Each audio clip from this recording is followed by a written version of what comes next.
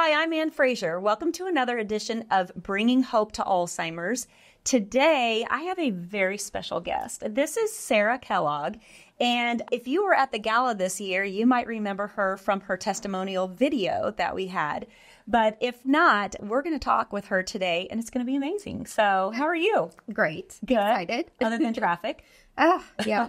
Glad to be through that. Deep breaths. Deep breath, right. Yeah, exactly. Well, I'm glad you're here. Thank you for coming. Thank you. So let's just kind of start out by telling a little bit of how did we meet? Can you just kind of go back over with me how we met? Yes. Little bit of a wild story, but I was having some memory issues, some big memory issues, and I had been having them for about a year. And I one day just had it, like I kind of had a breakdown moment because I knew something was wrong. Mm-hmm. And I came home, burst into tears, told my husband. He was like, oh my gosh, Sarah, this is so weird. I was actually listening to Dana and Parks today on the radio, and they had this woman on. Her name was Ann Fraser, and she was talking about early onset Alzheimer's and memory issues. And she's in her 50s and was very young, and contact Dana and try to get a hold of this lady. Mm-hmm. And I was like, okay.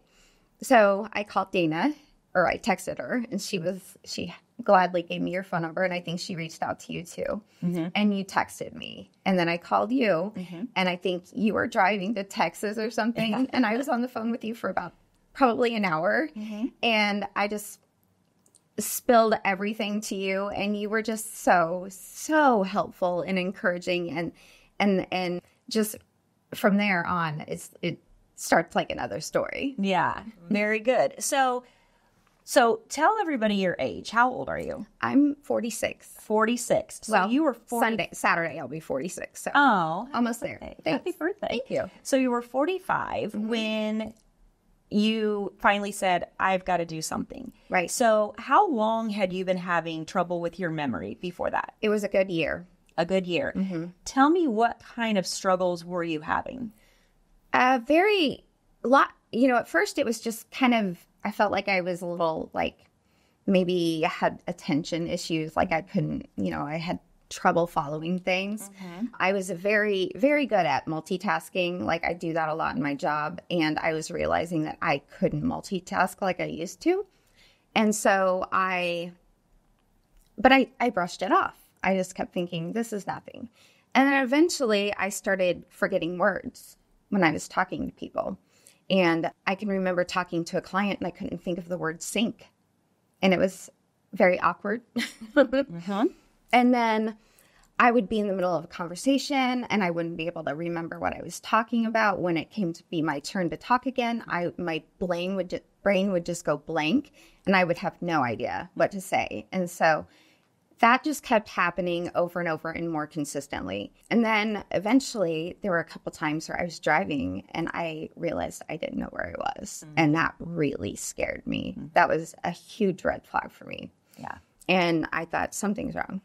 Mm-hmm. And my father, who had early onset Alzheimer's, he was diagnosed at 60. All of those things started flooding my brain. Like, is this what that is? Yeah. And I was totally terrified. Yeah, the fear is real. Mm-hmm. Yeah, especially if you've had someone in your family, you think, is this what I have? And it's a very real fear for all people who have a loved one that has been through Alzheimer's dementia.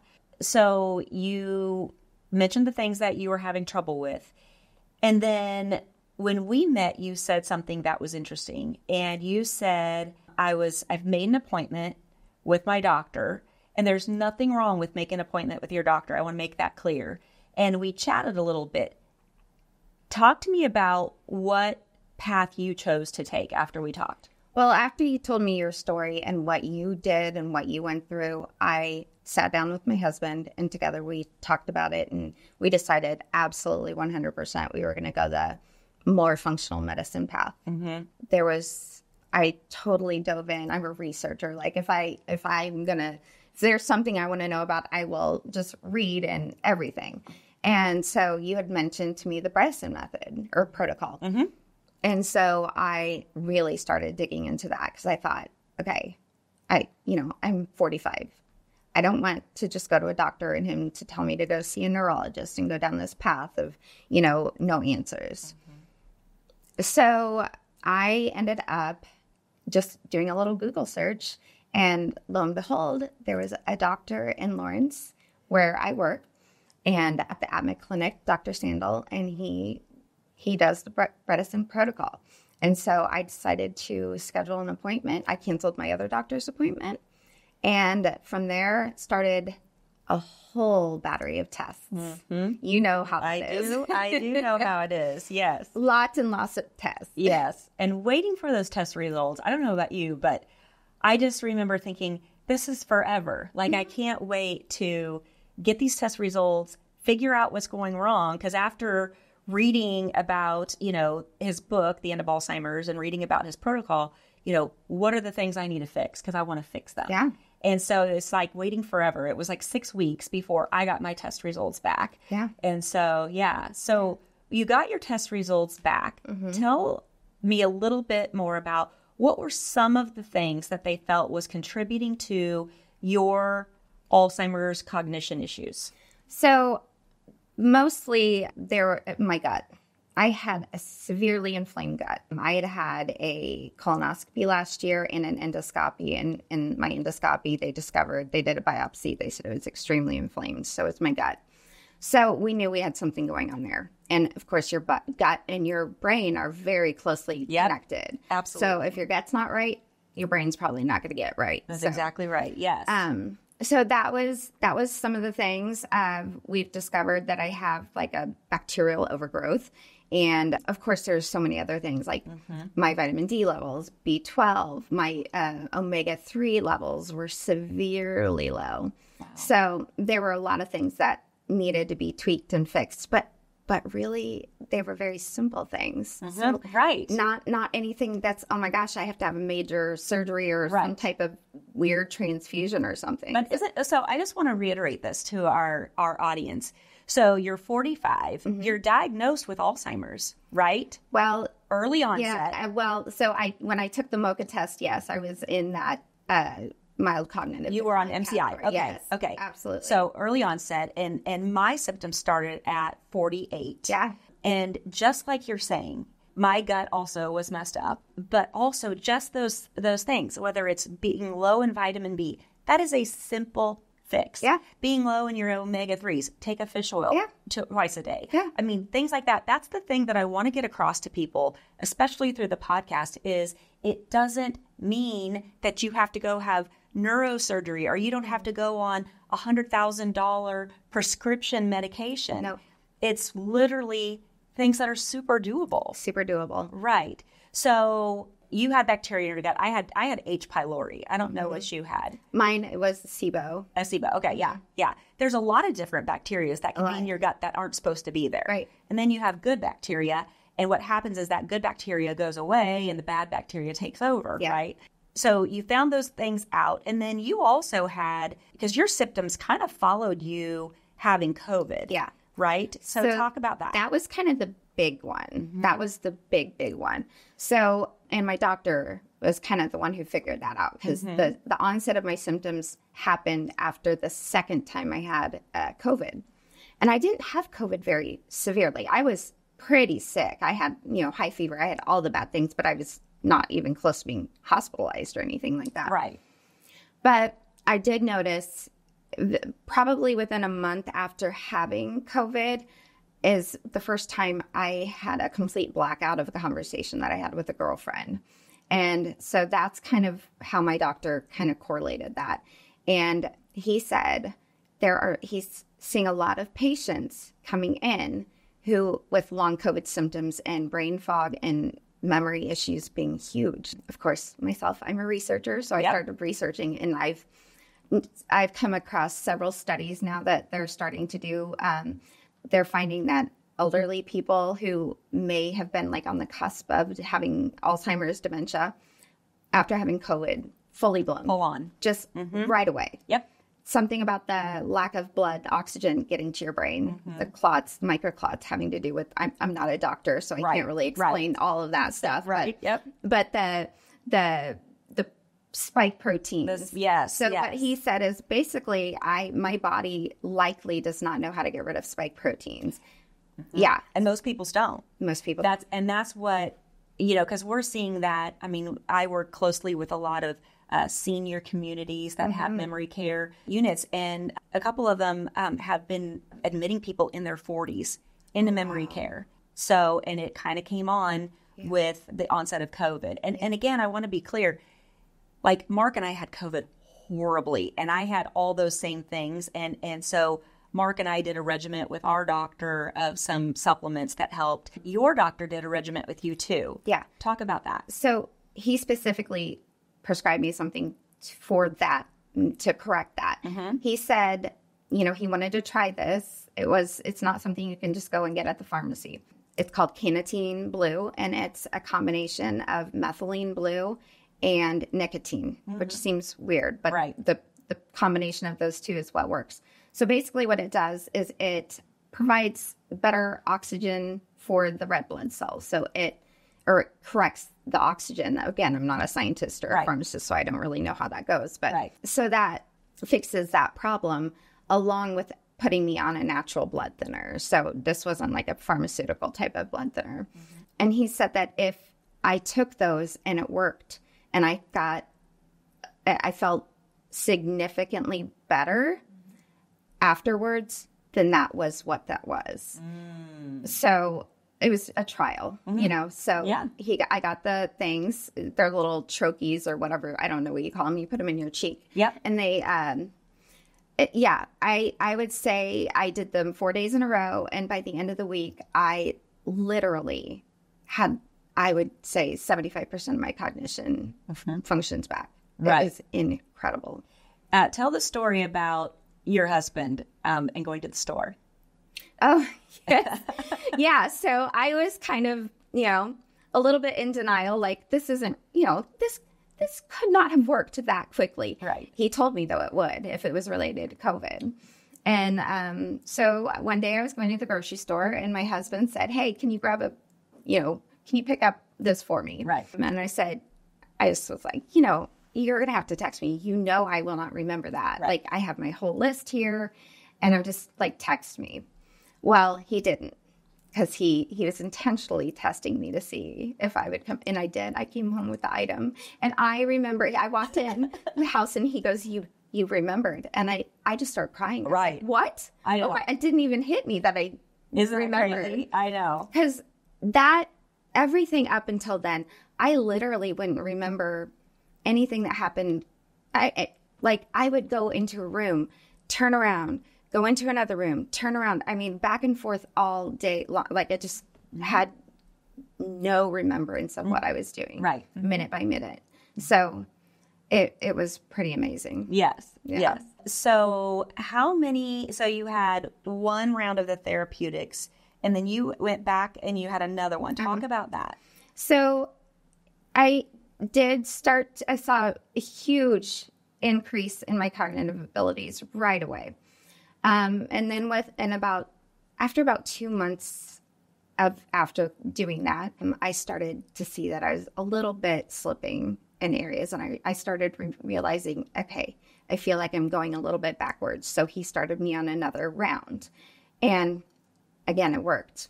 And so now what we're doing is just supplemental. Mm-hmm. So I basically can get this medication whenever I need it.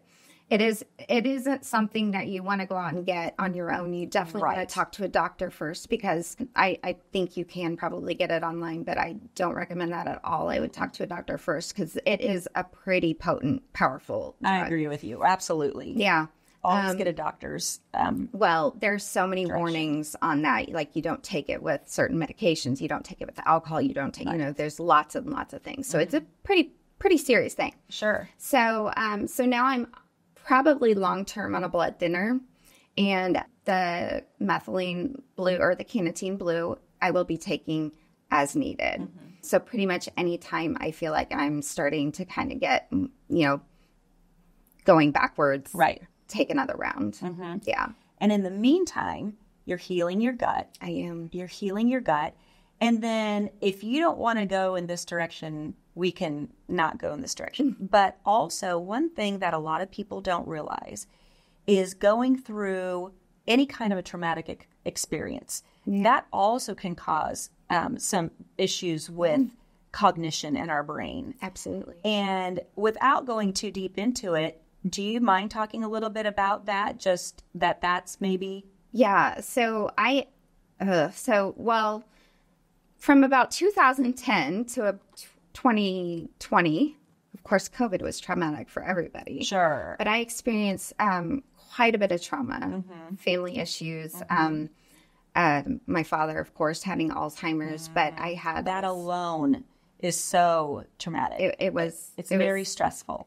Incredibly stressful. I feel for caretakers everywhere. It's so hard. But I did have, I'm not going to go too much into it, but I did have a pretty traumatic life experience. And I think that definitely contributed to, but the ADMA clinic has the most incredible therapist there. Awesome. So they put me in contact with him. He has helped me so much. I'm now able to kind of regulate my moods on my own without meds. So that's a huge thing. That is huge. And that was another thing that Dr. Sandals said is the medications that I was being prescribed by my regular doctor were really not good for my brain. Right. Especially the one that I was on for IBS. He said, you should not be on this. This is terrible for your brain. Wow. So, wow. Yeah. Yeah. And I think that's what's so cool about integrative and functional medicine. Yeah. Is instead of, and not that this is how all doctors are, but there's many times when we go to a doctor because we have an issue and we walk home with a prescription in hand. And there's times that's totally needed. Absolutely. Not arguing that. But there are many times when there's an underlying issue that's causing that. And that's, I think, what I love so much about integrative and functional medicine is let's not just put a Band-Aid on it. Let's really kind of figure out what's going on. And once these things happen, did you feel, so for me, I kind of felt like the sunlight just came out and just was like, oh my gosh. Yeah. This is doable. Yeah. And all these things seem so clear to me now. Absolutely. I shudder to think of where I'd be right now had I not gone to Dr. Sandal. Same. I shudder. It really, really gets me emotional because I have no idea what I would have gone through or what would have happened.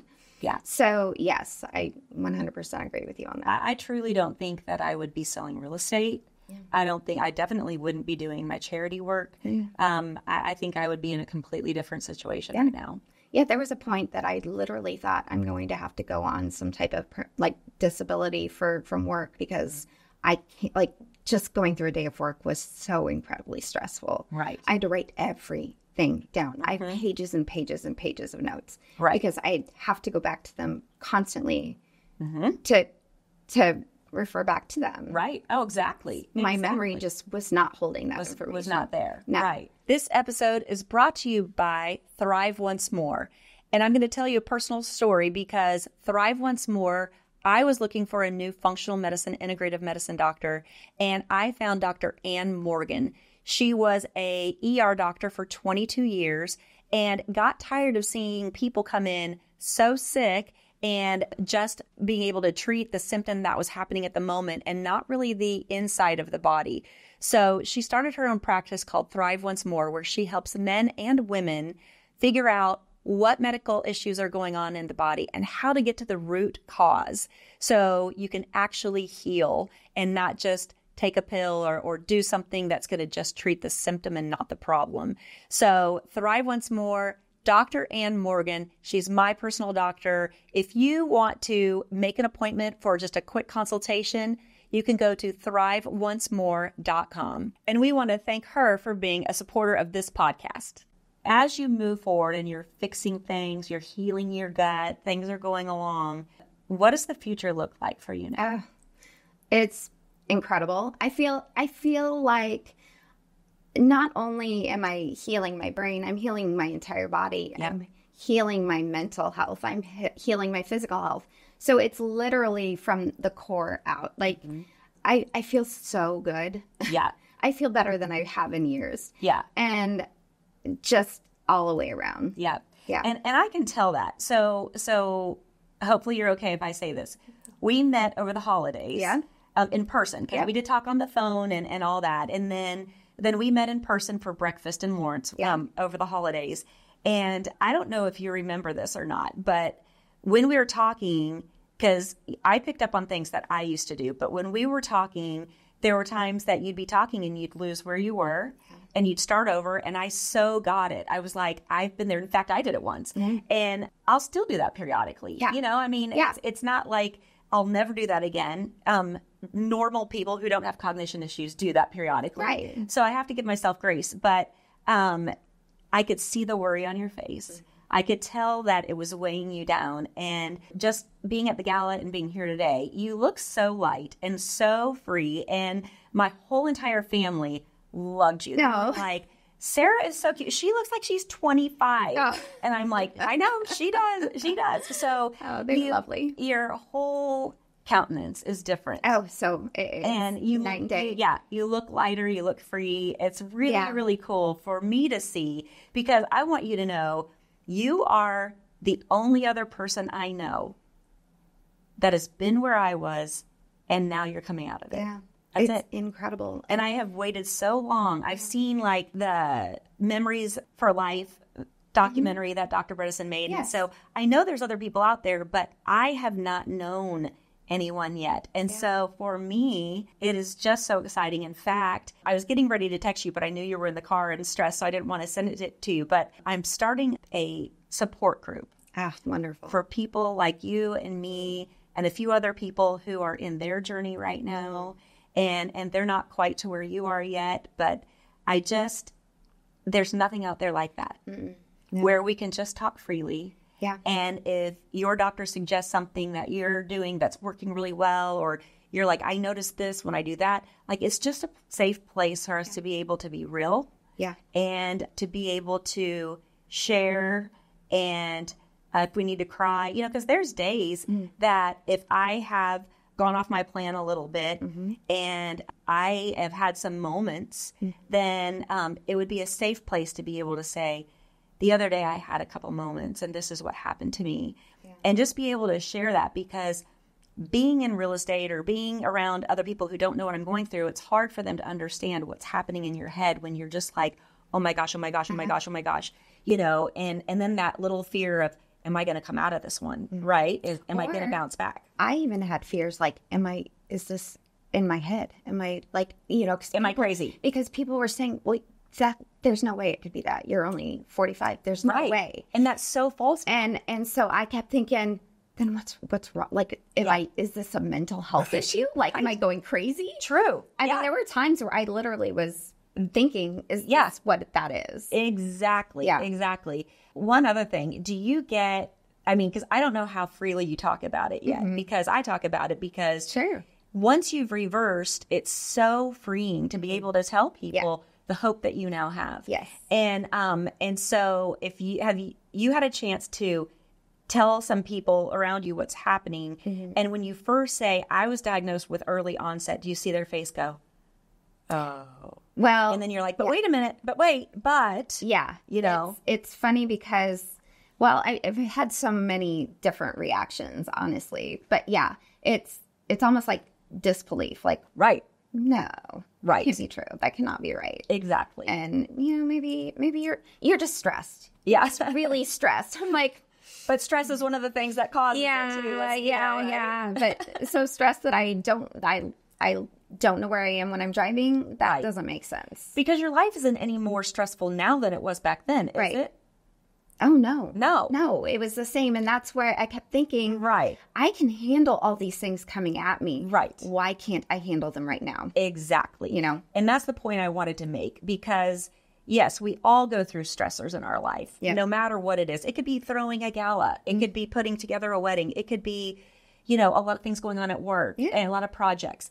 But in a normal brain, you're not going to get to the point that you and I have gotten to. Right. Exactly. And I think, and that's what's difficult sometimes, telling people your story and people either A, not believing you, or B, not being sure what to say Yeah. to you after that. Yeah. Right? Yeah. It's kind of awkward. It's like, It can be really yeah. awkward. Yeah. Yeah. It's like, well, and then you don't want people to start like talking to you like you're An idiot stick. an idiot. Right. Do you understand what I'm saying? Do you want me to write that down for you? Oh, I have a story about that. I might have told you this. I think you did. Yeah, I'll share it again. So after I had reversed and I was, doing better, and I finally admitted it to four friends, a group of a few people, and we were talking, and I told them, one of the people, a lovely person and nothing bad, but they literally took me by the hand and were like, do you want me to call you and remind you about next week? They slowed their speech down, started talking louder. I just was like, No. no. And you kind of want to stab him in the neck with a sharp pencil for a minute. Like, I am not an idiot stick, right? But I understand the reaction. Yeah. And it's very normal. And like I said, lovely people. Right. But their reaction was so, made me mad. Yeah. Made me really Yeah. frustrated and mad. Like, Yeah. don't you understand what I'm telling you? I'm doing better. There's so many things about it that are upsetting. Right. I mean, there's so much. You know. Yes. And I can tell you, I was an emotional wreck throughout that whole year. I mean, just constantly. Which is normal. Yeah. Absolutely. Yeah. So. Yeah. Oh my gosh. I know we could talk all day. Yeah. So tell me what would you say to anyone listening who may be, or watching, who may be noticing some things going on and they're experiencing some of the things that we've talked about. Mm-hmm. What would you say to them? So first of all, like you had recommended to me doing the cognitive test, seeing where you are there. Mm-hmm. And then absolutely 100% getting an appointment with a functional medicine doctor and start from the ground up. Yeah. Because they will look into everything. Mm-hmm. And that's the key is there are all these little tiny things hidden in your body that could be causing memory issues. Mm-hmm. And if you don't find those and correct them, you're just going to keep going down that road. Right. Exactly. Yeah. Exactly. Real quick, without being too, I'm pretty blunt, but did they test your poop, your pee, your spit, your blood? Everything. Yeah. Yeah. Breath, everything. Yeah. Right. Right. and that's what I tell people is it's so important to know what is going on inside. Mm-hmm. And that's kind of the only way you can figure it out. Yeah. Right? Yeah. And so there are things that everyone should be doing, like not having a ton of sugar, right, not having a ton of alcohol, or mostly eating vegetables and just very few fruits. I mean, there's all kinds of things that people should do, but it's really individualized. It is. It's very individualized. And you're doing a regimen of things that is working on things that your body actually needs. Yeah. And my regimen is similar, but different in the fact that I'm doing things that my body needs. Right. And I think that's also a big point that people need to understand that's different. It is. About going to your regular doctor who might pull a CBC and nothing bad, but a complete blood count and looking at that can tell you some little things. Yeah. But it's really doing that deep dive. It's funny because my first regular panel blood work, which is like kind of the normal routine, almost came back perfect. Right. It was not, there was to my point. Anything. Yeah. Yeah. To my point. And that's what my regular doctor has always done, just doing that regular. Yep. And then, but at Dr. Sandel's office, we did that. And then he was like, okay, let's go further. Let's go further. Let's go further. Yeah. And not just like, so, I was low in vitamin D. Why am I low in vitamin D? Right. Is my body not properly absorbing? Can we fix that? So there's all kinds of things that they can do and identify through all of those tests that will each individually getting them corrected will help. You know, another big thing for me is I found out that I was extremely sensitive, severely, my doctor said that was the word he used, severely sensitive to gluten. Mm-hmm. Gluten is such an inflammatory to my body. So if your gut's inflamed, your brain's inflamed. That's exactly it. In hand. So it's crazy, but you learn so much about yourself when you meet with a functional medicine. Right. Like way more than I ever thought I'd know. Exactly. Yeah. Exactly. And like you said, you're not a doctor, but you study, I study. And we're really digging in because we want to do it because once you've been to the place you and I have been, you will do anything. Yeah. You will do anything to fix it. Oh, absolutely. Because you're scared to death, because you know what it looks like seeing a family member, a parent go through it. All I could think of was my kids and me as a daughter.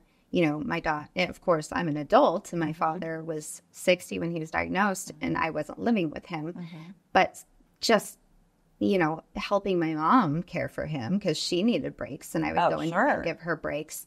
It was horrible. It's brutal. It's horrible in every way.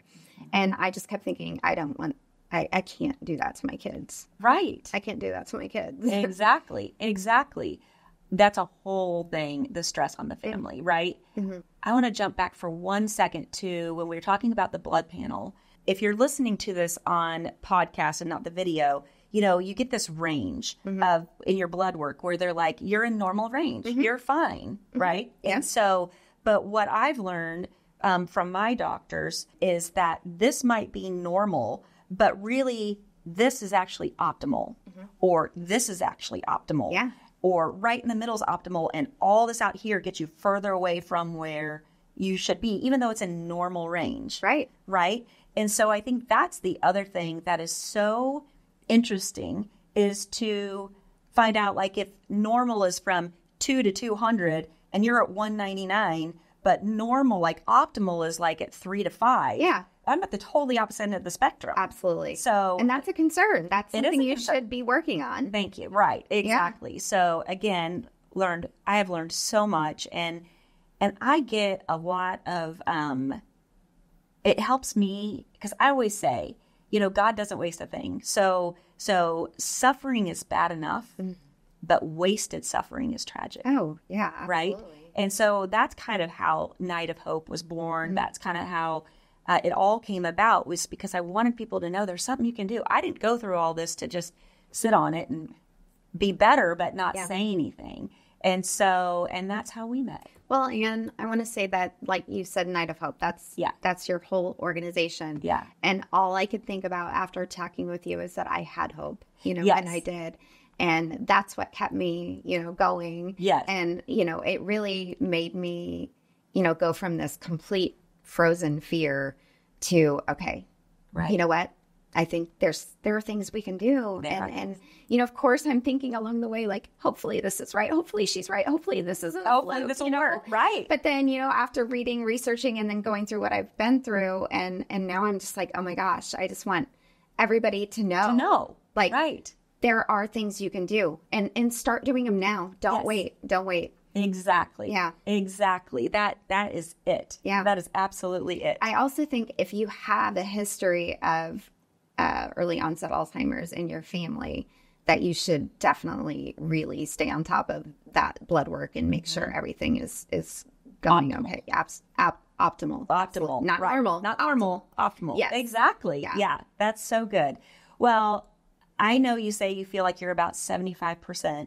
You are like 100%. I was going to say, I feel actually, lately I've been more towards the 90%. Yeah. Good. Yeah. I've had a few things here and there. Sure. But that's okay. Yeah. But I mean, it's just, I keep getting better. So I know what to do now when I'm not. Exactly. Yeah. And that's it. So, because like I always say, there is no cure.